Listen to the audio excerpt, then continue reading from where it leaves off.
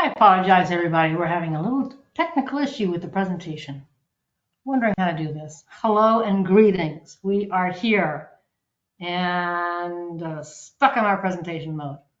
I'm wondering whether we just go for it anyway, since time is ticking, and we want to get ahead with our webinar. So if you'll excuse the rather clunky way we're going to be doing this. Oh, there's Colin. Thank you very much, Colin, for joining today. We're here with Ava and Colin. I'm delighted that you're all be able to join us today. And again, apologies that we're not able to put this on full presenter mode, but I'm hoping that you can sort of see my screen. No, you're not seeing my screen at all. Not the right one. Hold on. Let me do this correctly.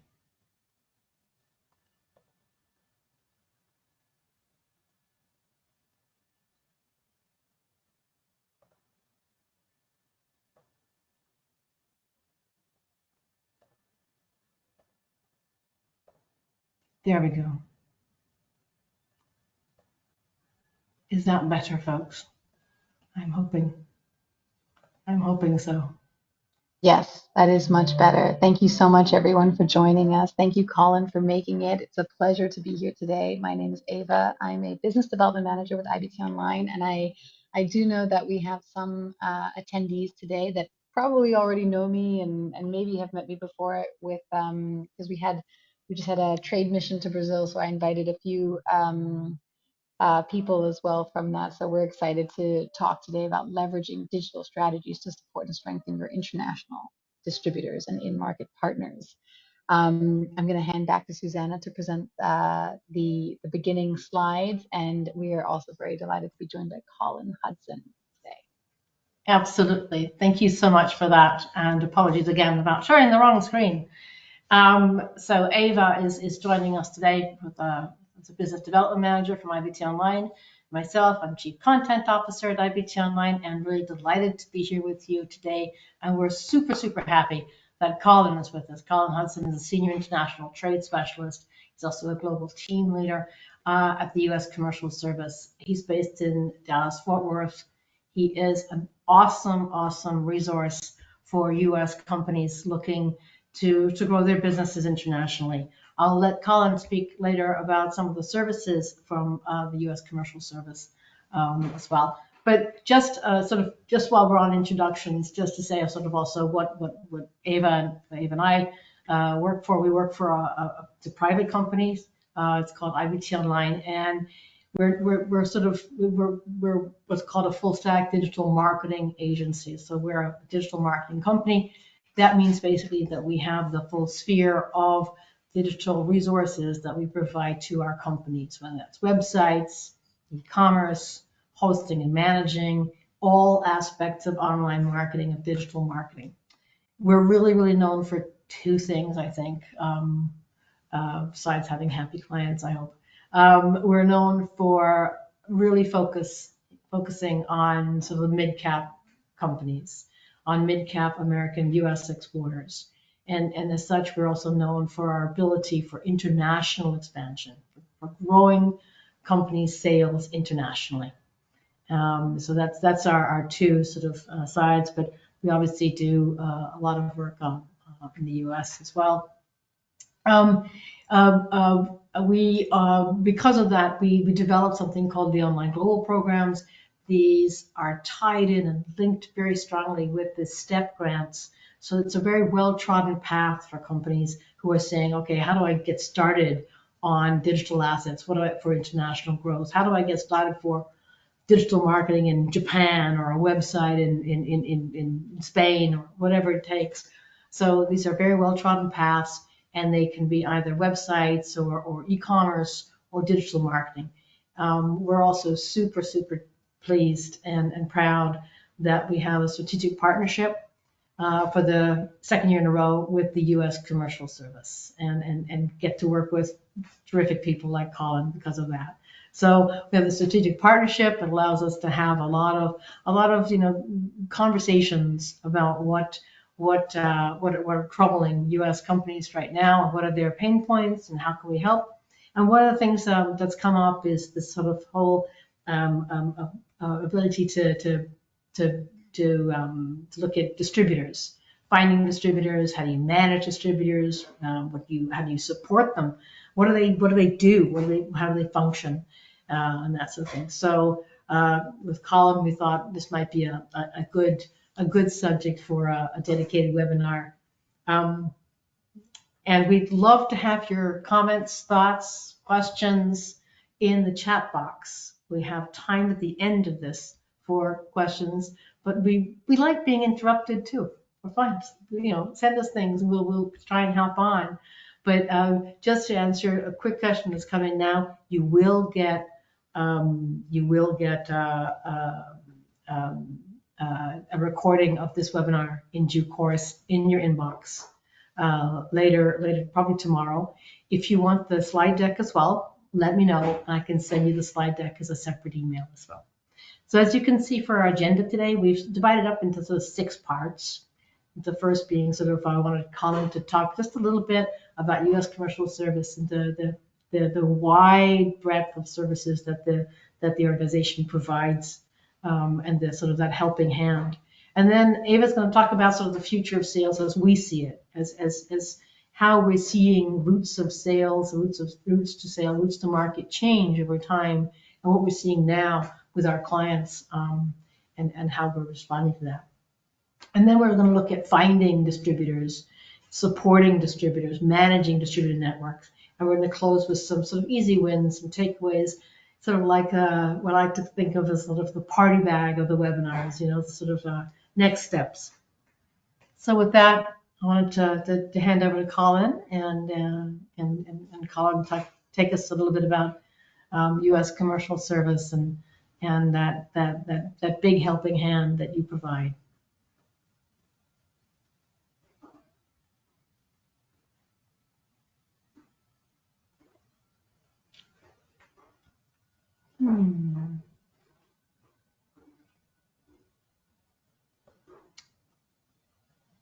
Colin, are you on mute or frozen?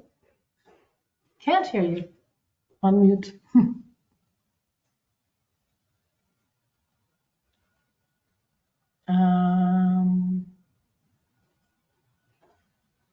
How can we solve this for Colin?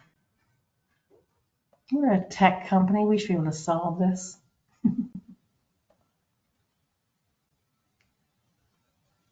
All right, let's see if we can do this.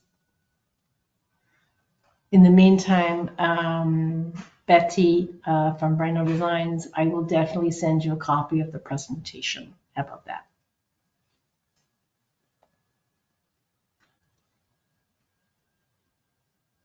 I'm happy to go on and talk a little bit while Colin figures out the That would be nice. Microphone. That would be great. Do you know, Colin, Okay. also, I can see his microphone is not muted, so it should work. Oh, Colin, can you hear us? Yeah, I can hear you. Can you hear me? Oh, there we go. There we go. Yes. Sorry about that. That's all This is right. fun, isn't Great. it? Thank you very much for this opportunity. Hi, everyone. As Susanna mentioned, my name is Colin Hudson, and I'm a Senior International Trade Specialist with the US Commercial Service. I also serve as the Global Team Leader for the Textiles, Apparel, and Consumer Goods team as well in our agency. So we just wanted to give you a quick overview of what we do. So you're aware of the resources that are available to you from the export arm of the US government. So next slide, please, Susanna.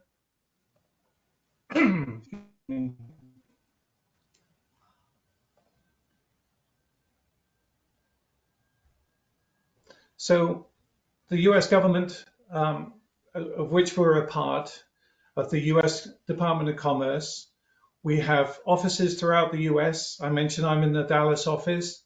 We also have offices in the embassies and consulates around the world. So we truly have a global network of people like myself that assist US companies to expand overseas. That is our mission, is to support US companies to grow their business which in turn will help the economy and grow jobs. So with that also, I'd like to mention that we are results driven as well. So we are measured by the successes. Your success is our success, and we are measured by that. So if we're able to help you in some way, we are able to log that as a win. And that's very important to us, that we are successful in our mission. Some of the services that we provide include export counseling. So, and to let you know about the regulations in other countries and how to register your products and so on. So that's what we spend most of our time doing, is counseling companies on exporting. The next is providing market intelligence. For example, if you're looking to go into Japan, we can provide you information on products and the country and the market in Japan. And then the third thing is business matchmaking. So we work with our colleagues overseas in the embassies and consulates, providing you with lists of companies that are interested to work with you in those countries. So that's another service that we provide. And then the other thing that we do is background checks on foreign companies. So if you're approached by a company that would like to do business with you, of course, everyone sounds good, looks good in email, but we can do a background check on these companies for you, just to let you know if we think that they are who they say they are, and we say, we suggest either it's a go or no go. Next slide, please, Susanna.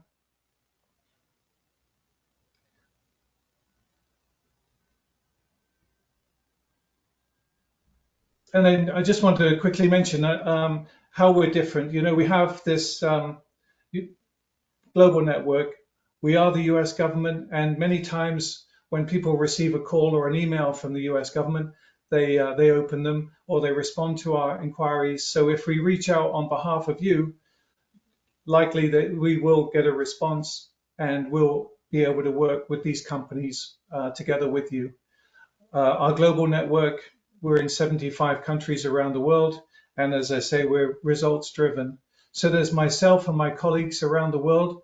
We're looking forward to working with you. Please, if you'd like to know who your contact is, you can visit our website at trade.gov, type in the city, the location that you're in, and it should show you the nearest office, and then it should list all of my colleagues in your local area. If that doesn't work, please reach out to me and I'll be able to help you. Back to you, Susanna and Ava. Thank you. Thanks, Colin, so much. I just wanted to say, when you said checking backgrounds and of businesses, that includes distributors, right? So you could do a distributor check. Absolutely, Susanna, yes. Because of course, companies or so would love to distribute your product, but you want to know if they are who they say they are and they're able to do that.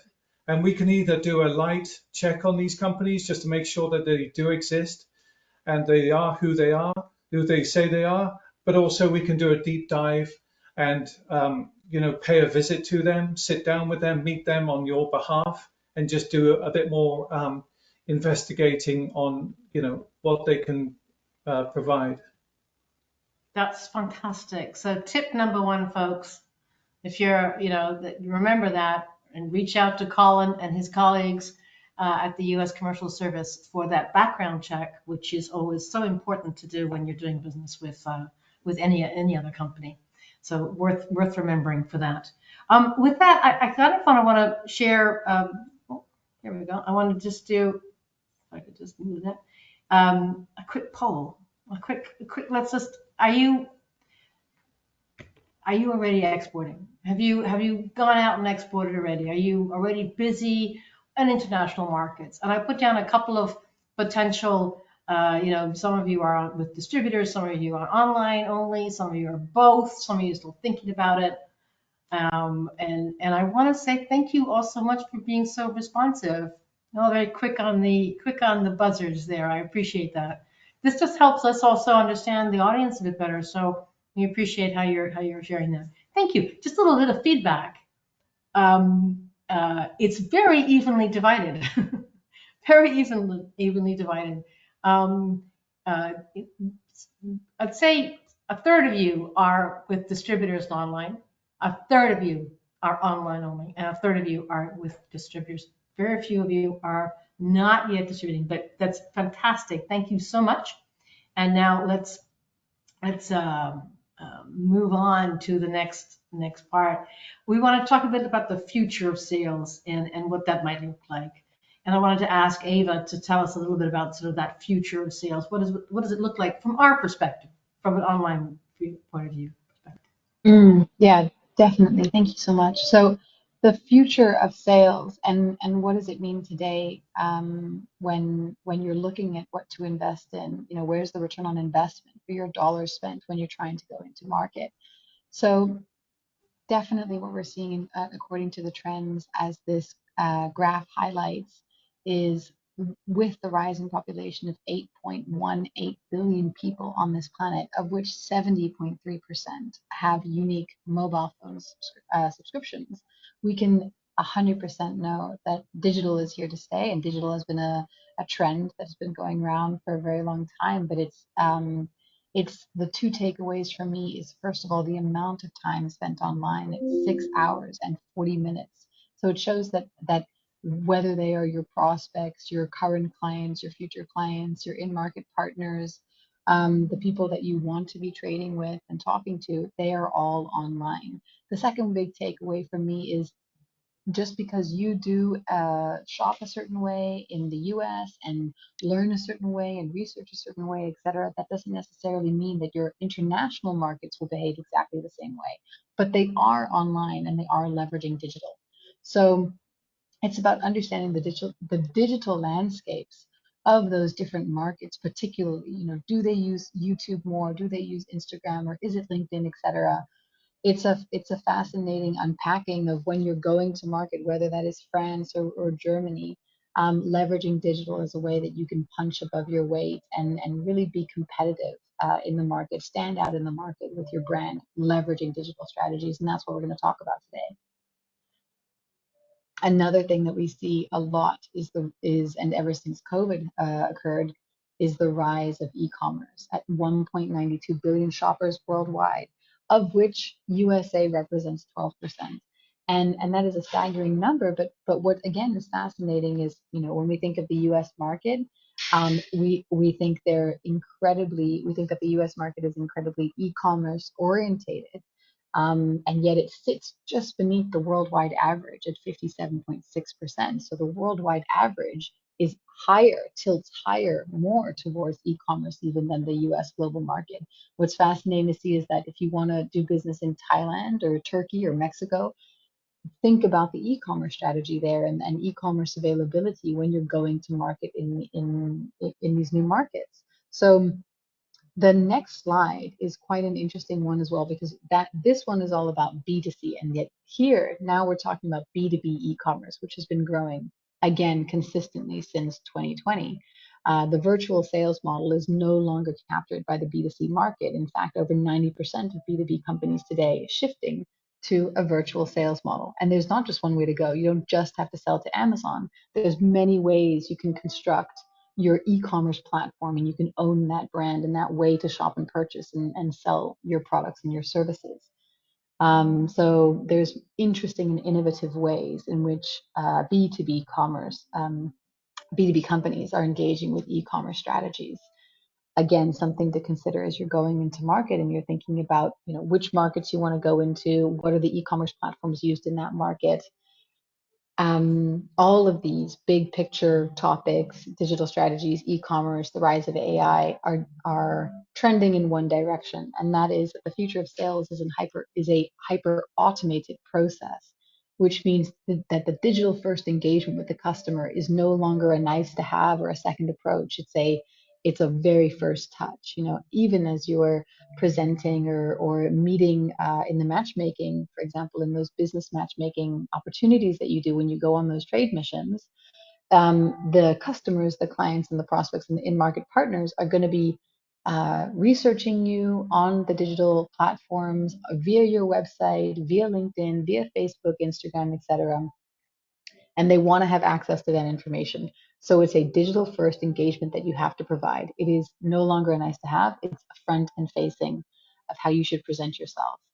The second experience is really about being omni-channel. So giving the opportunity for the in-market partner, customer, client, and future customer to think and search for you in a personalized way on the platform that they want to read about you on and in the language they want to read. And omni-channel is giving them multiple different access points in order to reach for you. So not only LinkedIn, but not only your website, but also thinking about WhatsApp for business, for example, and thinking about X or LinkedIn. These are all the different ways that the customer and the in-market partner wants to be able to reach you in their own time and do their double checks.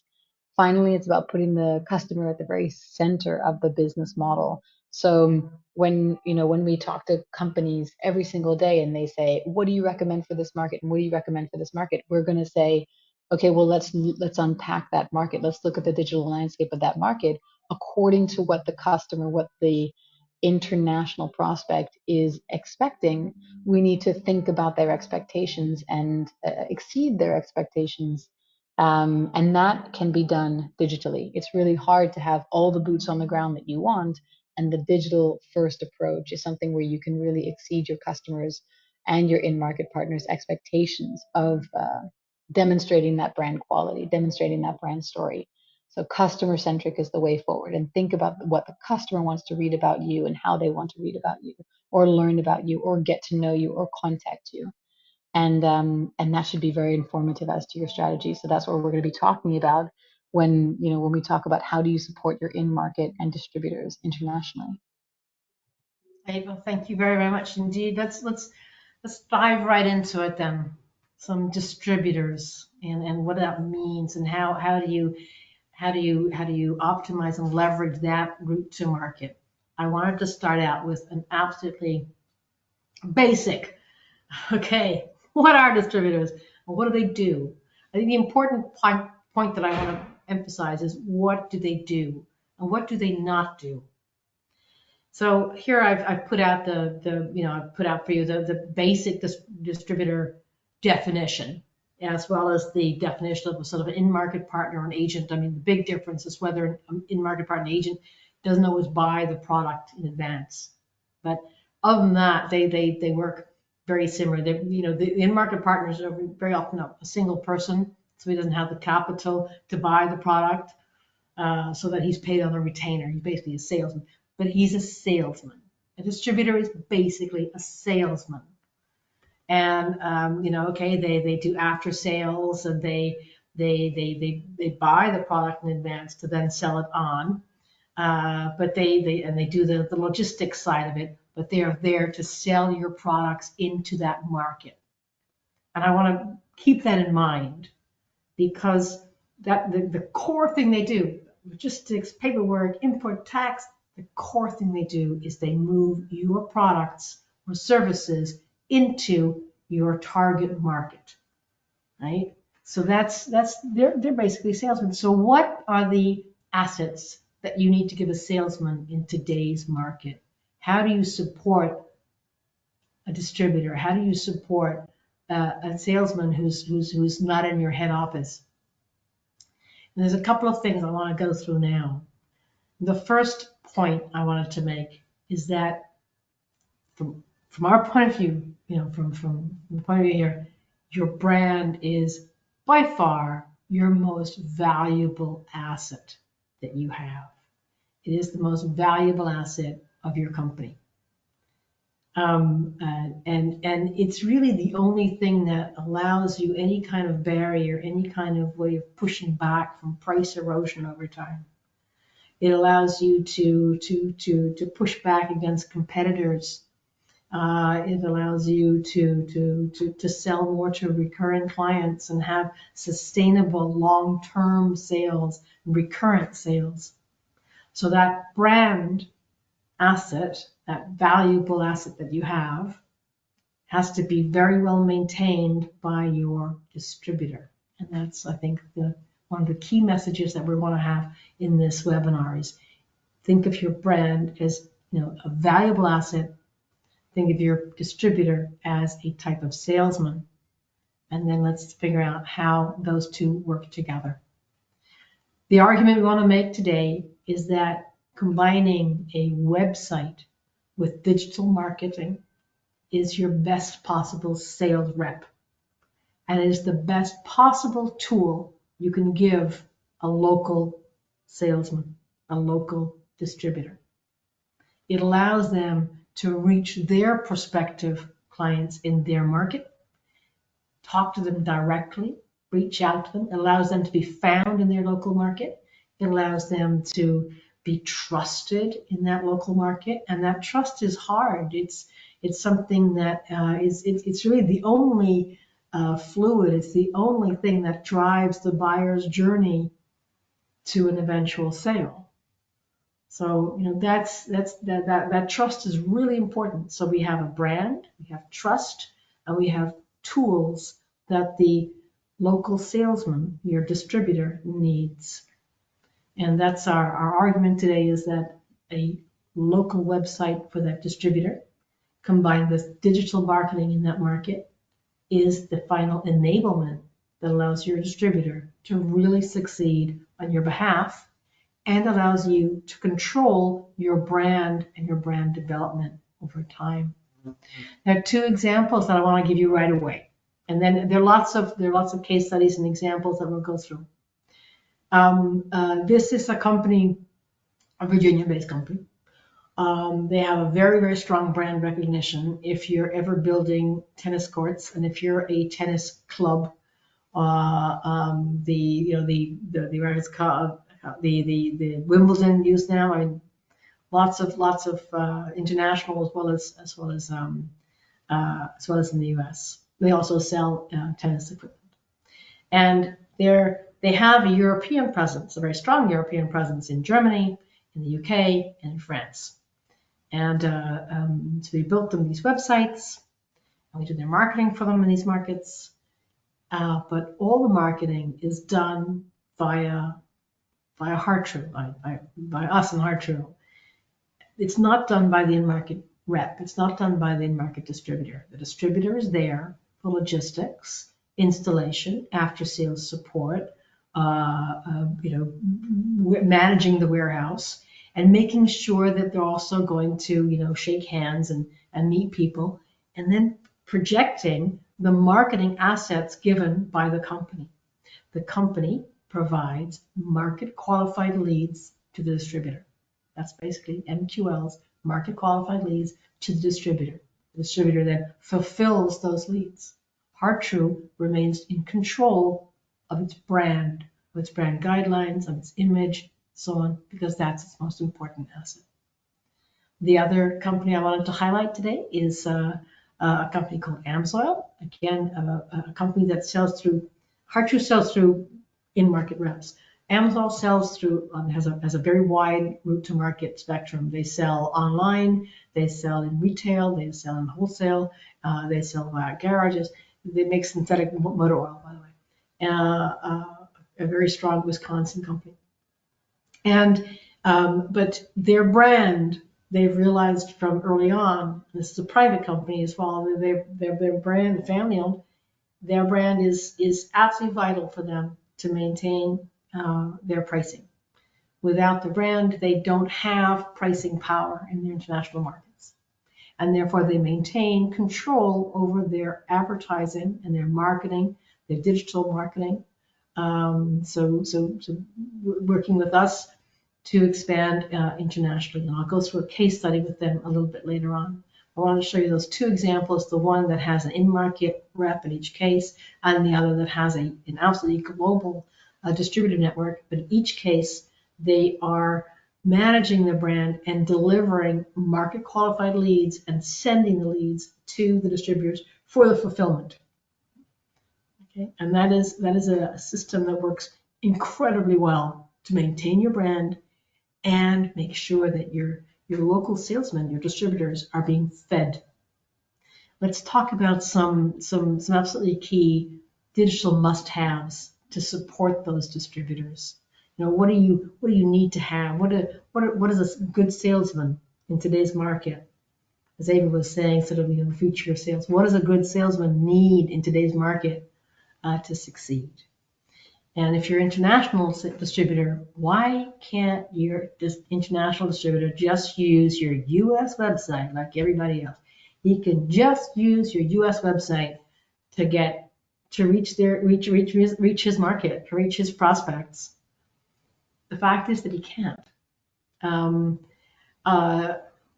You could only, your search engines are localized. They take into account where the searcher is and what the searcher wants, how the searcher searches, and all of the preferences and the language and the cookies, everything. And so your US website might not be relevant to the prospects that your distributor is trying to get to. So if your distributor is in Mexico and your website's only in English, and even with a Google Translate, the content is not correct, the imagery is not correct.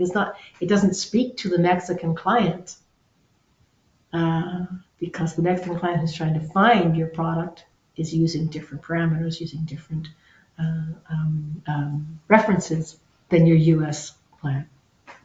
So your distributor will struggle with your US website.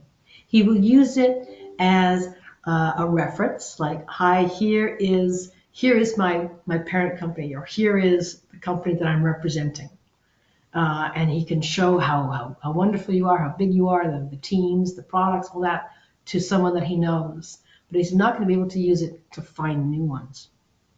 There's two aspects that I want to talk about now, and they're linked. The one is called a buyer persona, and the other one is called localization. And bear with me a second when we go through these two things, and hopefully at the end it makes sense in terms of how your distributor is seeing the world.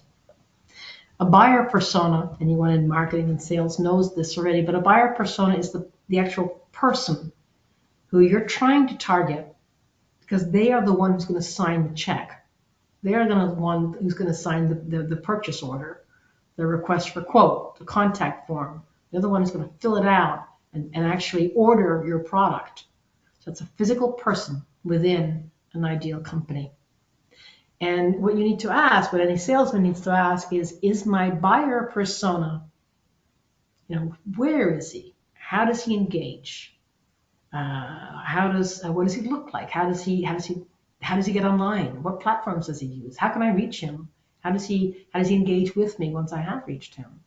Is my buyer persona based in my Milwaukee headquarters or my Dallas, Texas headquarters? Is he the same as my buyer persona in California? As the buyer persona in Vermont? Is the buyer persona in Japan? In what ways are they different? In what ways do they interact with me differently? And so on. So those are the questions you need to ask, that your distributor needs to ask. On this picture here, you have a picture of L'Oreal USA. That picture was chosen by L'Oreal because they said, this is a picture that resonates with my US audience. If I go to L'Oreal Mexico, the picture is subtly different. It's less formal, more collegiate, more gathered around. There are men in there.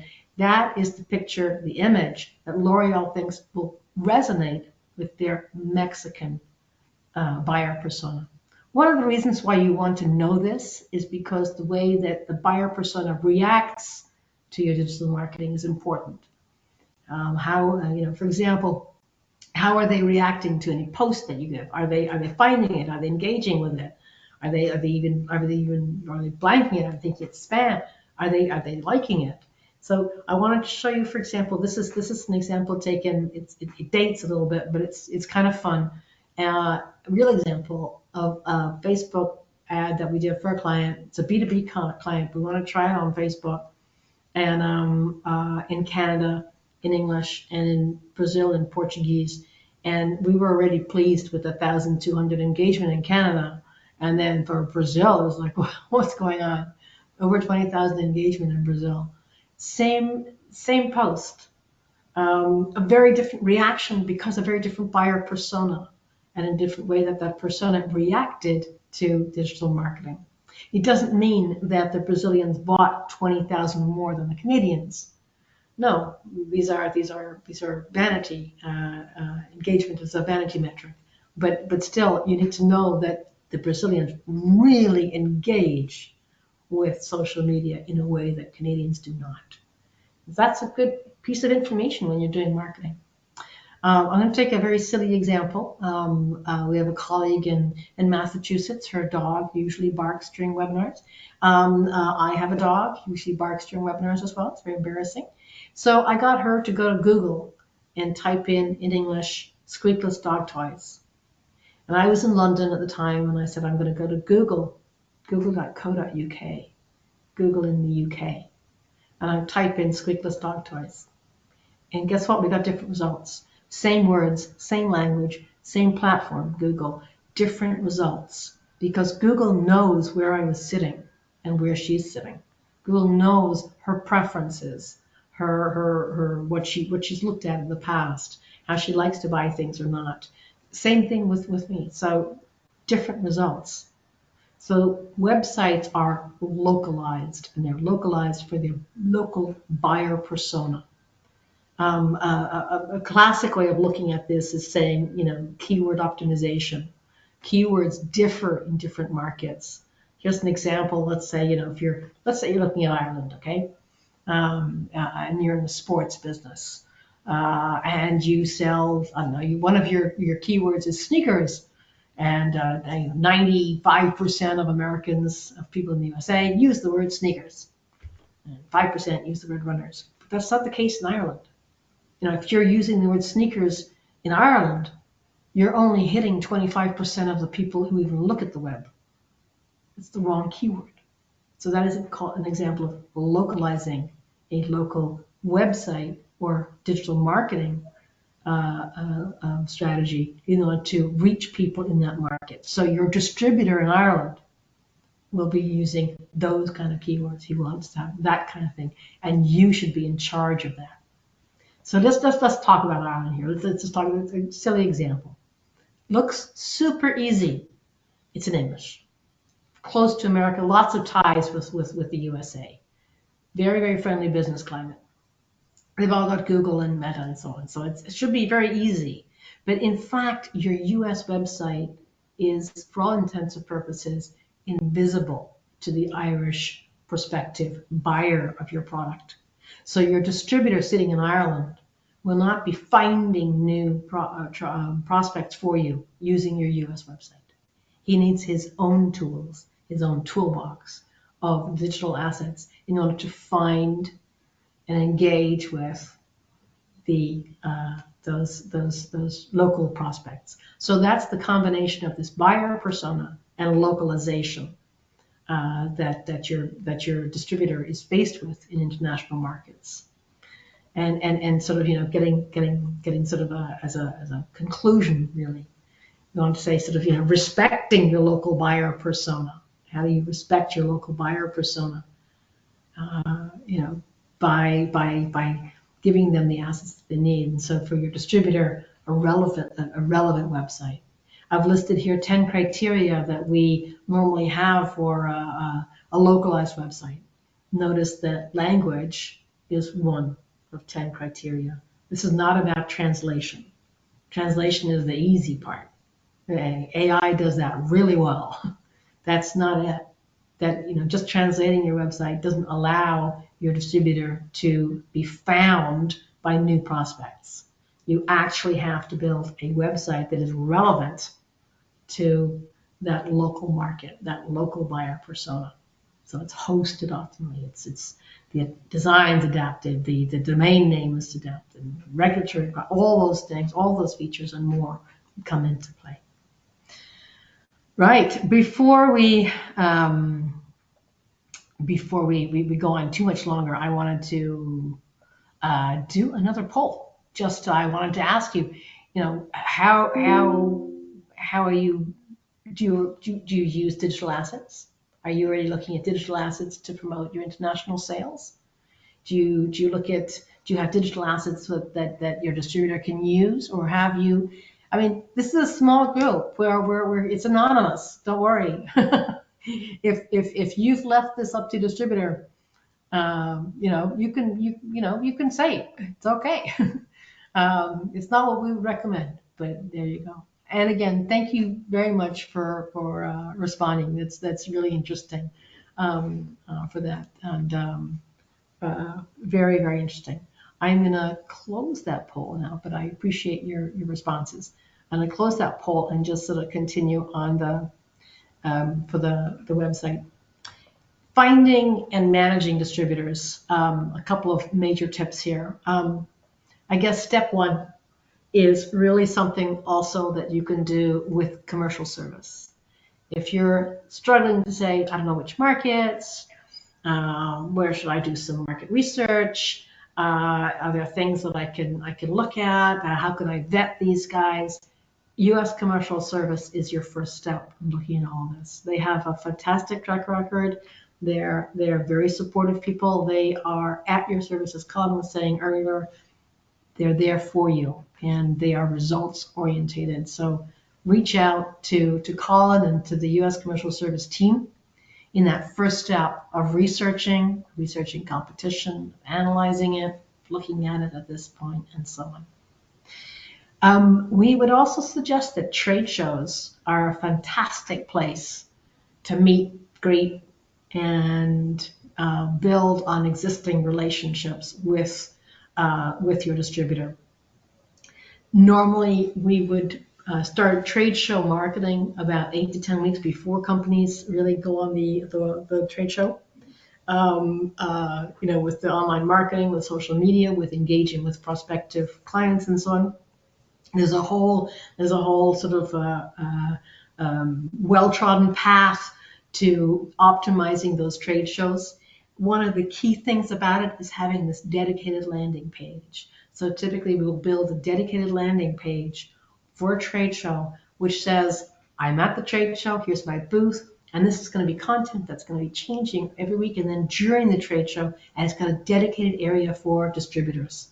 Hi, I'm looking, and it says absolutely clearly, we are looking for new distributors. Are you interested? Here's some forms to fill out. Let's meet up on the landing page. So it's absolutely clear that you want to see some distributors and you want to meet them there. Okay. So what would a landing page look like? Landing pages are a dedicated page on your website, which you're then going to be using as a support, as a sort of trampoline, as it were, on your digital marketing. So when you're doing marketing on LinkedIn, it goes back onto that landing page, which is a dedicated space for the trade show.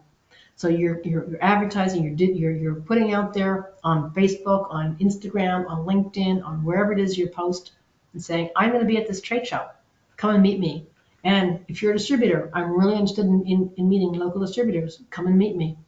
And where do they go when they say, yes, I want to meet you? Where do they go? They go here. They go to a landing page. And this landing page, as I said, it's very, very plastic. It moves very a lot. It has lots of good content. And then during the show, it can change as well. And leading up to the show, it can change. You can add video at it. And then after the show, it can stay. You can say, we had a fantastic trade show, and it builds you domain authority in a sense over time. But that's a great place for a place where you're looking for distributors to say out loud to that trade show, I'm looking for distributors. Let's go through a case study of how a company then, once it's found its distributors, and looks at what they do. And I said we talked about this company, Amazon, again. So Amazon is a U.S. company. They sell through lots of different marketplaces. They sell online, through retailers, through wholesalers, through distributors. Their biggest one internationally is through distributors. So this is their U.S. website. You can buy online as well. Internationally, we've actually built them several websites from India to Latin America to France to Australia, and most recently they said we would like to build something also further out and so on. But for the Latin American one, for example, it's interesting case in point because here, this is they have like super distributors who then have sub distributors throughout. And on their Latin America website and on their Mexican website, they have a whole area of finding where to find a distributor for your products. So they'll be marketing for the market here in this through digital marketing. We will be posting blogs, we'll be posting imagery, a lot of imagery, and then there's always a place. Where do I find my distributor? How do I find my distributor? Where are they? And do you want to become a new distributor?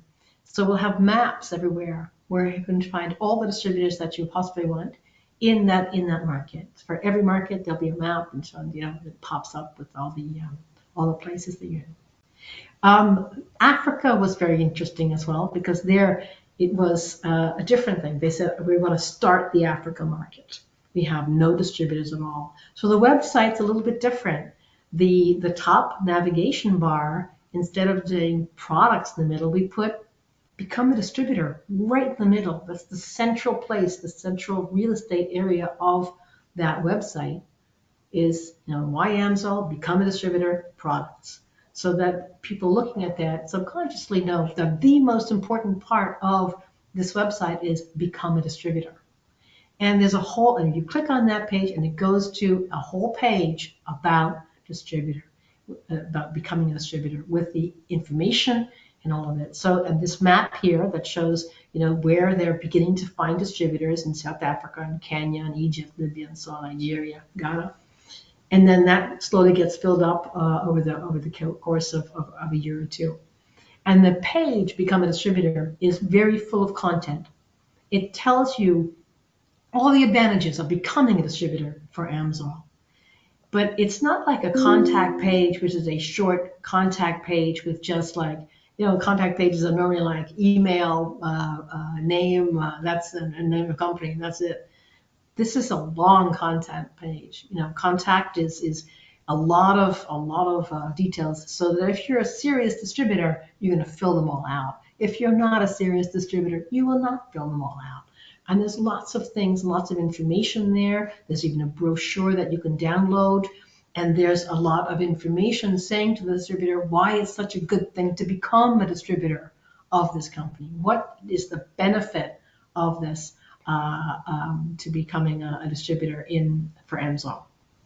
So that's sort of an interesting way of saying, of using your website to encourage people to join you as a distributor, especially at trade shows with landing pages.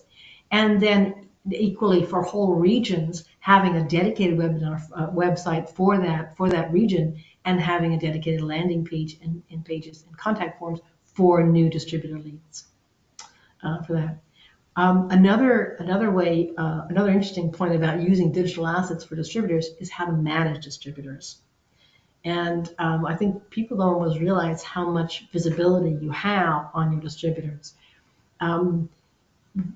Many of the websites that we create for our B2B clients who have distributors will have like a portal, and they'll have an area where they have dedicated resources for those distributors. They'll have all the product documentation, drawings, data sheets, technical documents, and so on. Anything the company wants to show the whole world is in front of the portal, and anything that's reserved for the distributors, for example, pricing, is behind the portal. So after a login from the dedicated one. Once you have all those distributors, it's not hard to see how active or not inactive they are online. That's the amazing thing with the web, is that it's all about data. So that each month we present analysis of the activity of all of those distributors to the clients, and say, look, well, this distributor was very, very active, and this distributor did very little. So that the company is then able to go back and say, well, what's wrong? Is there a problem? And so on. So you have some visibility on your distributors and how they're managing things. So I think it's a very important thing, is having both a support for your distributor, so they all have access to the same resources at the same time. And at the same time, you can also watch what they're doing online. You can watch how many times they've gone out, how many times they've done this, how many times they've reposted anything, how active they've been. And that helps you understand their sales. If they're not selling, and they say, well, I'm not selling much, the price is wrong. Well, the price might be wrong or might be right, but we've noticed that you have not been promoting our product. And the distributor in that country has and doesn't seem to have a problem with price. So perhaps there's a problem about promoting our product. So again, a way of managing your distributors. I'm going to skip now, just a segue. Just as we're rounding off the end of the webinar, we get so many questions about AI and what that means. I'm going to give a little segue into that because it's just seems so topical at this moment. I mean, there's a lot of latest trends. Latest trends are, as Ava was saying, e-commerce, but also like social commerce and so on, and compliance. But let's talk just very, very briefly about AI because it does affect, in fact, your content and how you're producing content and how your distributors can produce content. So, I mean, online marketing has always been very into AI because it's digital marketing, therefore the internet, and all the software tools that a digital agency uses for optimizing and leveraging and boosting sales and analyzing data. It's all about AI. You know, SEMrush, Moz, they're all AI tools that marketeers use. Obviously, the LLMs like ChatGPT are transformative. They are of a different level. And one thing that we're seeing that I wanted to point out now is we're seeing chat begin to take market share as a search engine. They're beginning to take market share from Google. Now, Google is still about 20 times the size of chat, but a year ago you wouldn't see chat turning up on someone's traffic acquisition analytics. And now we're seeing it everywhere. This is a B2B company, and okay, there's Google, a little bit of Bing, Thomasnet, and then ChatGPT.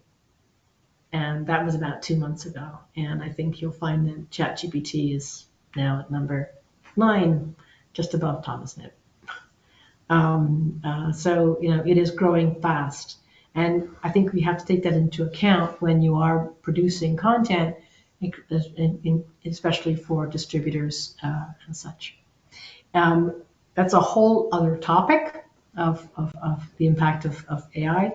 But just as a summary, just one thing, if I could say, it's the importance, it increases the importance of your brand management. And it increases the importance of quality content. If I could summarize it in this way, Google is still being used to search for, where do I find this? What is this? But AI, especially chat, is used for solutions. How do I solve this problem? How do I solve all of these issues that I have with my machine, with this, whatever? People are using chat for that. And that means that the content you need to produce differs. The content now needs to have longer tail keywords. It has to be very high quality. You need to gain thought leadership, especially for your distributors. So before we get on to questions, just I want to sort of round up a little bit.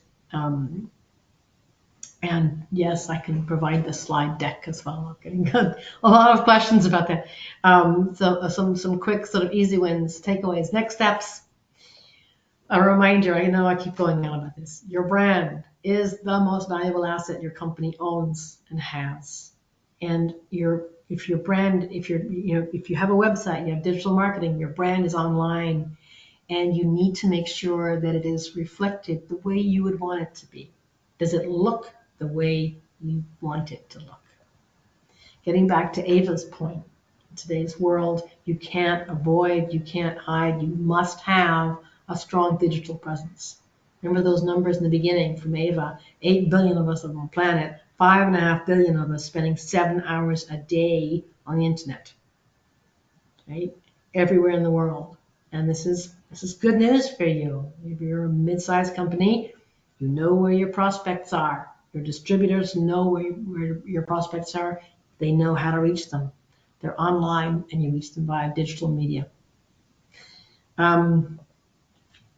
Okay, if you've got if you're going to reach them by digital marketing and things, and on your website and your distributor's website, how does your website look? Is it a good website for your company to display your brand? Is it responsive design? Does it have high-res imagery? Is it easy to navigate? Is it got good user experience? Is the brand consistent throughout and consistent on your marketing as well? All those things to think about. Remember that whole discussion we had in the beginning about localization and buyer persona and how the two are so linked. So that a localized website for your distributor is the most important tool that you can give your local distributor to boost his sales for that. Just remembering that. I mean, this website plus digital marketing as the best possible sales rep for that. It also allows the distributor, obviously, to have dedicated market content, builds trust locally, has relevant imagery, it's easy to get in touch with, all of those things. A couple of very easy wins for you just to take home, just to think about. Remember that your URLs are valuable online real estate. I know you all trust your distributors. Don't give them your URLs. They're a distributor, they're not your company. You own your company. Your brand is displayed via your URLs. Don't give away your brand to your distributors. Shout out your wins. If you already export internationally, tell the world. You don't want to look like a small little local company. You say, no, we've been exporting for years. Then give some client testimonials to that. A couple other things. Low hanging fruit. Yes, focus on those. Empower your sales and marketing teams. Make sure that your sales and marketing team are engaged with their websites, with the online marketing, with the digital marketing, that you're using this continuously and also promoting this all the time for that. So please remember what I say is treat them like people. Treat your website and your digital marketing like a person, an extra person on your marketing team. Finally, there's a whole bunch of information that you can download for free on our website, on resources. And of course, you've got the huge helping hand of the U.S. Commercial Service and people like Colin to help in all of those things. A last poll before we go on to any questions at all. Just to ask, if any of you would like to be, if you'd like us to send you some blogs, if you'd like us to get back in touch with you with anything, let us know, and we'd be very happy to send you relevant information or slide decks and things like that. And thank you very much. That's very kind. We will reach out in due course and send you more materials or whatever. Okay, thank you. I'm gonna stop this poll, and I've pretty well done the hour. There's a couple of questions that have come in. Most of them are quite specific to individual companies, so I'm tempted to leave that we'll respond to that individually if that's okay. I don't want to overstretch our welcome. I want to say a huge thank you to Colin for giving us this opportunity to talk about distributors, about digital assets, and leveraging those digital strategies to help you grow your business. Ava, thank you very much for joining me today and talking about the future of sales and being here to help you as companies. And most of all, thank you all so much for attending and for being here today. And we really appreciate it. We hope that we can be of any assistance to you as you grow your business, as you build your brand awareness and such. If you've got to log off, I totally understand that. We will be sending you the slide deck in due course, and also the recording. Thank you all so much for your time, and we look forward to seeing you all at the next event. Thanks all. Thank you. Bye-bye. Thank you.